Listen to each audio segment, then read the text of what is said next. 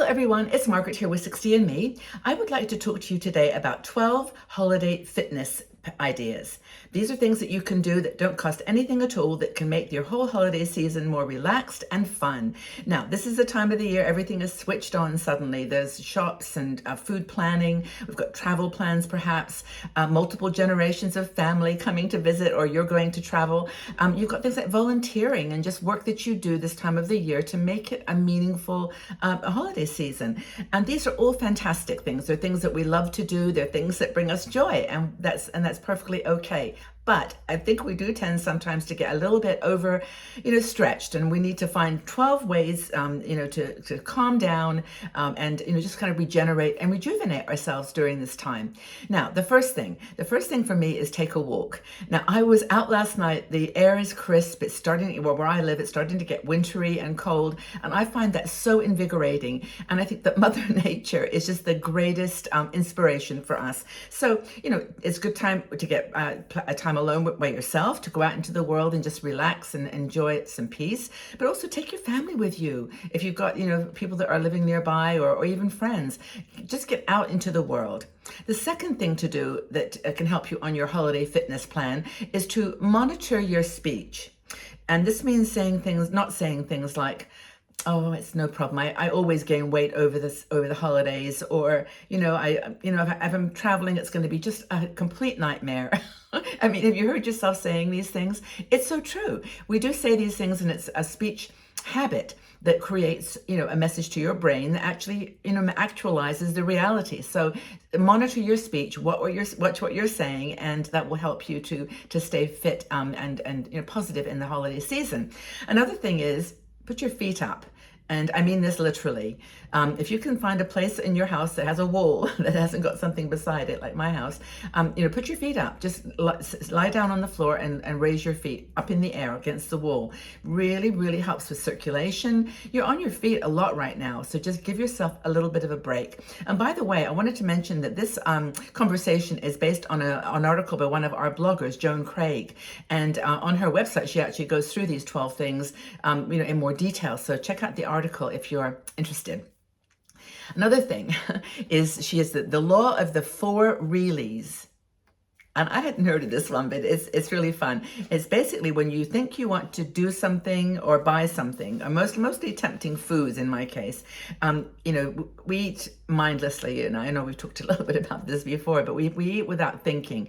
But here's the thing, and before you're about to purchase something or eat something that you're not sure you really, really want, ask yourself, do I really, really, really, really love it? Do I really, really, really, really love it? And if you do, eat it, buy it. And don't hold yourself back. But if you stop to just ask yourself those 4 questions, do you really, really, really, really, really want it? You'll probably say, well, not really. I mean, I do this with cookies. I have this habit of sitting down with my computer when I'm working with a cup of tea or coffee, and I almost cannot sit down without a cookie. It's just a kind of a conscious subconscious, unconscious association. So, do I really, really, really, really love that cookie? Not the 56 calories that it gives me, thank you. I'm exaggerating in the example, but you get it. Next thing, turn your phone off. I cannot do this. I'm sorry. What's wrong with me? I cannot turn my phone off. I just can't. I go out, and if I don't have my phone with me, I go rushing back to the house if I've forgotten it or whatever. It's crazy, but it's true. So more stress if it's not with me. This is my problem. But basically, Joe is saying, go ahead, leave your phone behind, or at least turn it off. Put it in your bag, but turn it off. Be fully present to the day, to the people, to the experiences. Another thing is play like kids. Have fun. This is the time of the year when you've got concerts and tree lighting ceremonies, and you've got people entertainment and just fun things going on. Be like a kid. Just go out and just be silly. Wear something that you haven't worn. Go out to the movies in your pajamas. I mean, honestly, no one's judging.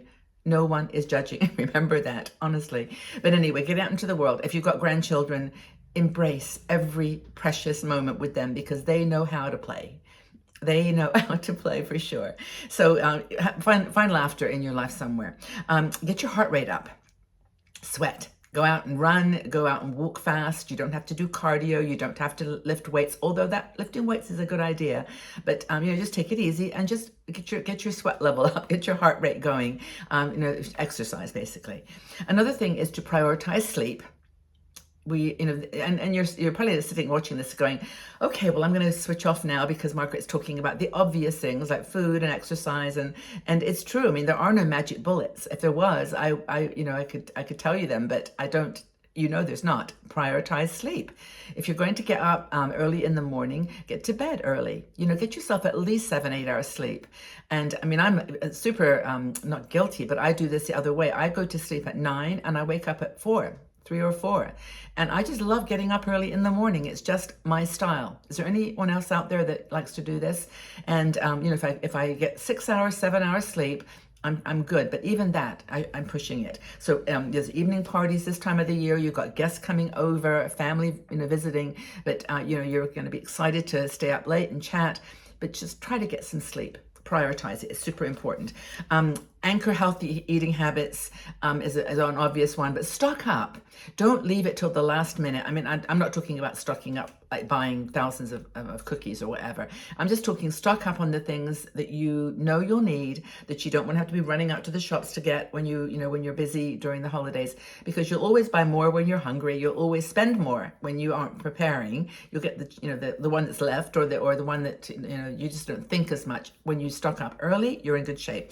And it's okay to break the rules. I mean, you don't have to not buy cookies or not buy cakes. Just use your common sense. I'm talking to the converted here. Go outside. I've mentioned already.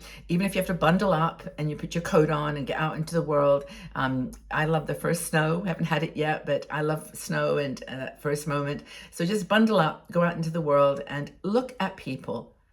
Oh my gosh! Do you know, I've got friends who are insecure about going out into the world.